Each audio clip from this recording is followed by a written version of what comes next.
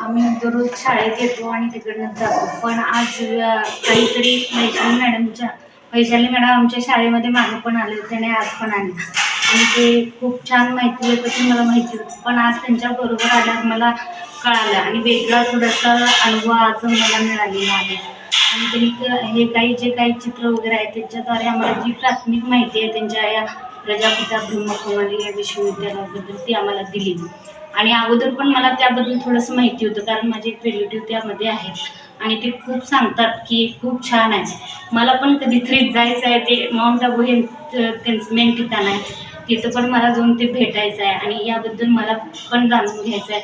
आणि आज आपण इतकं पळतोय, आपल्या घरातले लहान मुलं असेल किंवा आपण असेल, इतकं या धावपळीच्या युगामध्ये पळतोय की नेमकं आपल्याला काय पाहिजे ते आपण विसरून जातो. आणि अशा ठिकाणी थोडं आपलं मनन चिंतन ध्यान जर असेल तर आपल्याला ते सहजपणे मिळवता येते. आणि मानसिक शांती आज सगळ्यांना पाहिजे. ती मानसिक शांती आपल्याला सगळे आहे, त्यामुळे तुम्ही माहिती आहे. पण तुमच्या घरामध्ये जे आहेत आज शाळेला आहेत किंवा लहान मुलं आहेत किंवा मोठी माणसं आहेत, ते सगळं जर इथं आले तर प्रत्येकाला ही मानसिक शांती मिळेल आणि आपल्या मानवी जीवनातून आपल्याला काय करायचं आहे ते आपल्याला कळेल. आणि त्यांनी पण त्यांचा आधार आणि परत एकदा कधीतरी येऊन आम्ही इथं भेट देऊ असं मला वाटतं.